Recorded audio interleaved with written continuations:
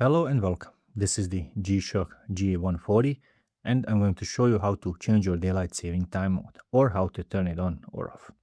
In this case we have a negative display, so it's much easier to read than the standard positive one, so don't mind me finding an angle to show you how to do the setting. Let's get started.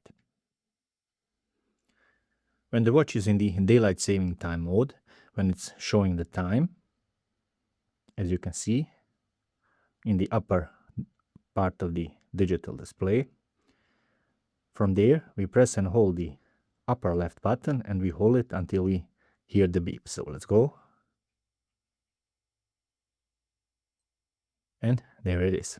There was the beep and we have our time zone flashing over here. In this instance it is Paris. Once there, press the mode button once and we are in the position of changing our daylight saving time mode. Currently it's turned off, but you can switch it by pressing the lower right button and it will go between on or off. I'm gonna leave it at on, and once I've set it the way I want it, simply press the adjust button and the watch will now go to the standard timekeeping mode with your time correction over here.